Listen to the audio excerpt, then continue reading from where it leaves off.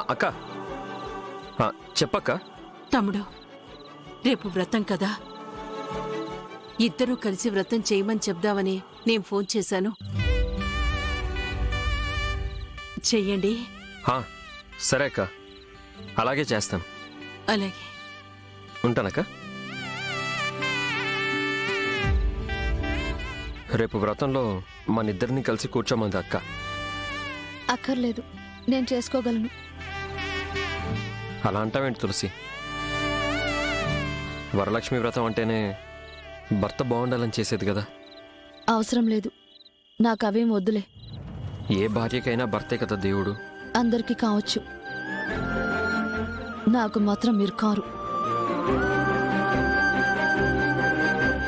మనిద్దరం కలిసి కూర్చుంటేనే ఆ పూజ అవుతుంది.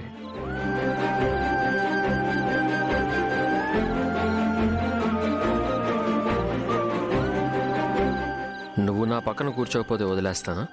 నేనే వచ్చి నీ పక్కన కూర్చుంటాను. అంటే రేపు వ్రతంలో ఇద్దరు కలిసి కూర్చోవాలని ప్లాన్ చేశారా? నో వే, నేనుండగా అది జరగనివ్వను.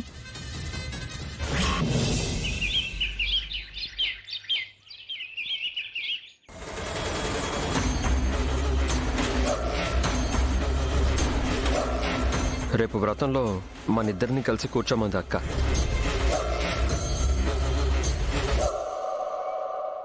అమ్మా కనిష్క, నేను రాత్రి అసలు నిద్రపోతే కదా బామ్మ. అదేంటమ్మా, మన ఇంట్లో దోమలు కూడా లేవే? ఆ తులసి ఉంది కదత్తయ్యా.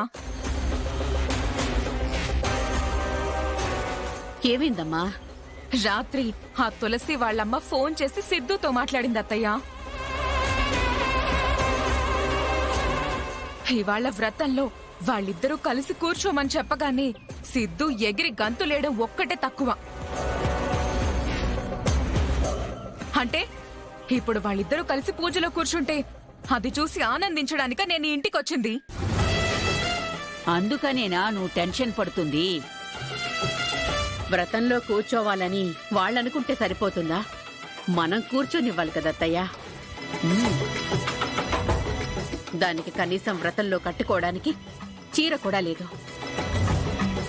అదెలా కూర్చుంటుందో నేను చూస్తాను.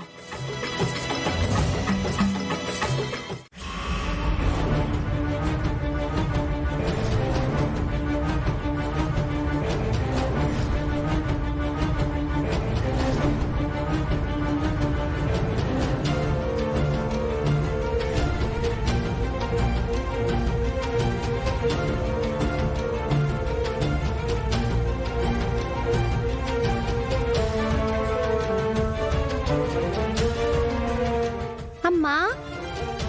ఏంటమ్మా? ఏం చేస్తున్నావు? మనం ఇంట్లోకి అడుగు పెట్టాక చేస్తున్న మొదటి వ్రతం తల్లి. రెడీ అవుదామని సారీ చూస్తున్నా. సరేరా, నీకొకటి చూపిస్తాను. ఏంటమ్మా? రా చెప్తాను, రా. ఎక్కడికి?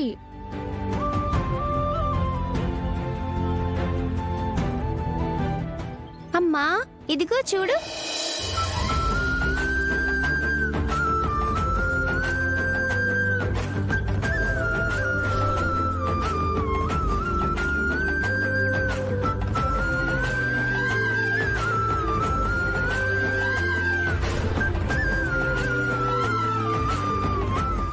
ఆ ఇంట్లోదేది ఈ ఇంట్లోకి రావడానికి వీల్లేదు.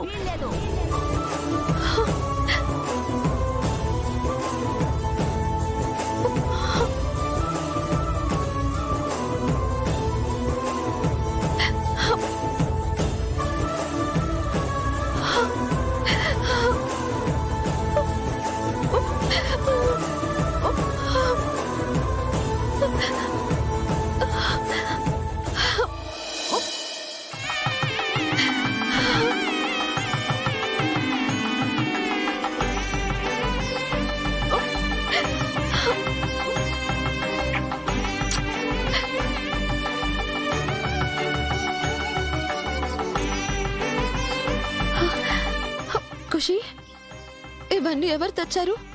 అదిగో నా ఫ్రెండ్.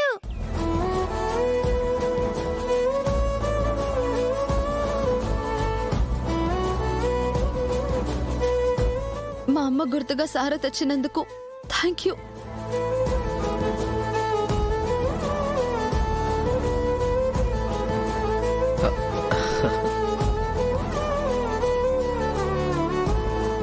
ఖుషి,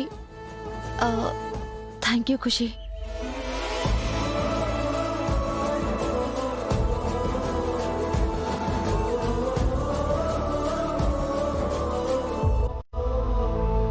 పద ఖుషి.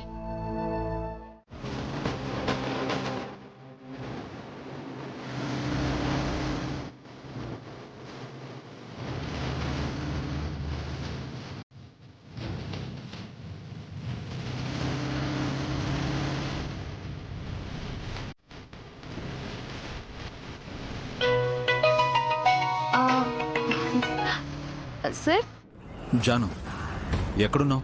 నేను ఇప్పుడే మీకోసం వెయిట్ చేసి చేసి మీ ఫోన్ కలవకపోతే ఇంటికి వెళ్తున్నాను సార్. ఎలా వెళ్తున్నావు? విశ్వ బైక్ మీద డ్రాప్ చేస్తున్నాడు సార్.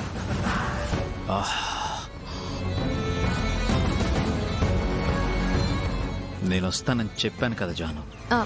చెప్పారు సార్, బట్ విశ్వ ఇంటి దగ్గర డ్రాప్ చేస్తాను అనేసరికి ఇద్దరం కలిసి బయలుదేరాం. మీరు ఇంటికి వచ్చేయండి సార్. Okay, take care.